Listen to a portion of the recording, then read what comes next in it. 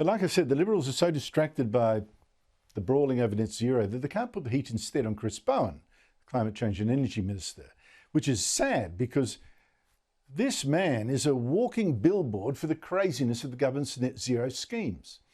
Two more examples today. Now, the one that's got the biggest attention and isn't even the maddest is this one that Bowen announced today, forcing electricity companies to offer 3 hours a day of free electricity in the middle of the day when there's now more solar power than we can use. And what it means is that energy companies will be required to offer you, if you have a smart meter, 3 hours of free power in the middle of the day when we have so much solar energy in the system. Now, when government tells you it's giving you something free, you know it's a lie. Someone must always pay for it, usually you. Now, in this case, the power companies say they'll have to pay to provide this free electricity, and of course that cost will be passed on to you, whatever Bowen says. But there's more. You can only get this free power by having a smart meter, which can cost to get installed. And it gives electricity companies the power to switch off your electricity if they're short of it. And to save the money that Bowen claims, you must switch on appliances like dishwashers in the day when power is free. There's another catch.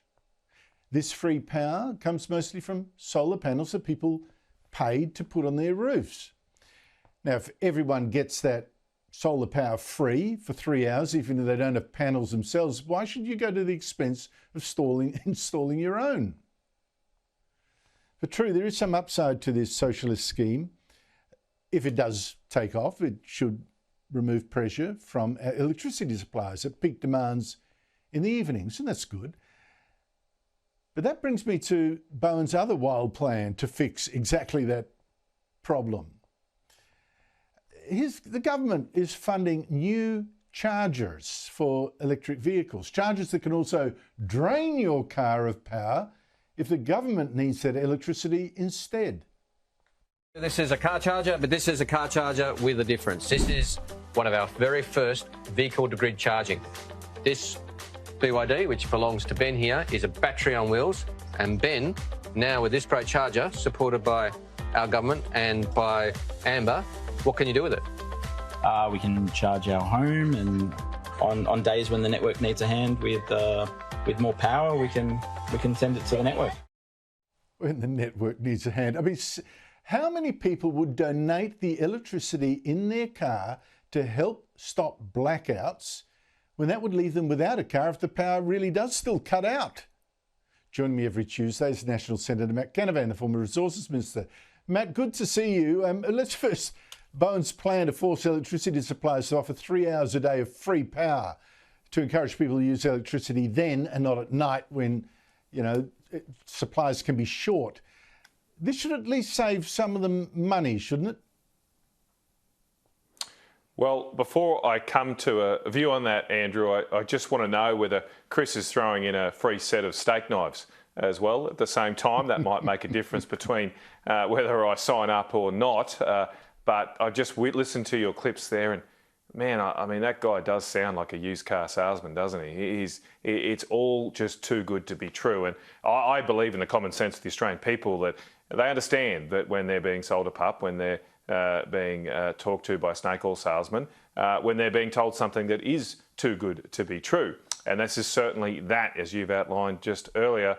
Someone's going to have to pay for this. If you're going to provide something free at some time of the day, at another time of the day, it's going to have to be more expensive. And it just so happens that those times of the days where it have to be more expensive, in the evenings, is when most Australians need to use their power. That's when they come home from work typically. That's when the air conditioners go on, the TVs go on. And I don't think we want to live in a country where you're worried about how much it's going to cost to sit back after work and watch a sports game or watch a movie or heat or cool your home to the temperature you have. I mean, you come back to the point here that why has life gotten so much worse since we signed up to this net zero ideology? Why is the price of everything so high? Why has the standard of living gone back more than 10 years? Why has everything crumbling in our country? The cost of building things, our roads, our hospitals, everything has gone to the dogs. And I do think it is because we have obsessed here over one particular thing, getting our emissions down as low as possible, as fast as possible. And we've done that so much that we're now racing double. We're going double the speed of the rest of the advanced world.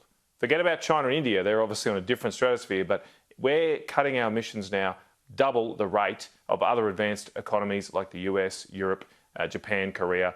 The question has to be asked, why?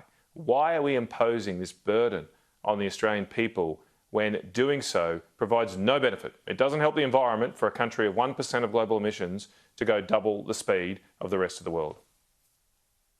Well, don't forget the small point, Matt, of having a government that now thinks it's its role to tell suppliers of products we use to sell them at certain times for free. I mean, seriously, what? Wow, is that how capitalism now works? That's socialism. How about Chris That's what net zero is socialism. It's got to be socialism. Well, You've got to have the government direct you, tell you what to do. That's and it's a centrally planned system. They're targeting something in 2050. Socialism. As I've said, even Stalin only tried to plan things over 5 years. Chris Bowen thinks he should plan things over 25 years and tell you what to do and control what car you buy, what power you get. Eventually, it'll have to be what food we eat. Everything has to be controlled to get to net zero. And if it doesn't need to be controlled, if we're just naturally going to get there anyway, why do we need any of these government programs? It will happen. So by definition, a net zero plan that is government directed has to be a centrally planned socialist state.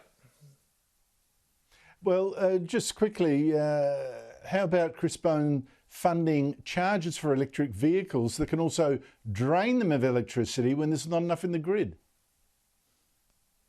Yeah, I don't think the Australian people want a connection directly to government departments so they can control their home. You know, when I see those little 3 holes around my house in the plugs, they're a little bit scary because, you know, if you put the wrong thing in them, that could be the end of you. I don't really want them connected to the tax office, connected to the Department of Climate Change, connected to my local energy company, and them being able to control my own home. I mean, that's the fundamental reason, Andrew, why the Liberal and Nationals Party should always have opposed this madness. Because if there's one thing I support and why I got involved in politics, it is to defend the right of every Australian to enjoy the quiet enjoyment of their own home with their family. I think that when you go into your own home and close the door, that's your little castle. And the government doesn't have a right to come in and tell you what to do. But you can see where this is headed with this net zero plan, where they are going to try and control your air conditioning. There's another scheme in Queensland, in my home state, where they can switch off your air conditioning. Switch off your air conditioning if it's too hot and the grid's overburdened. They can make it hotter for you in your own home. And yes, they say those things are voluntary right now, but we know that's the first step.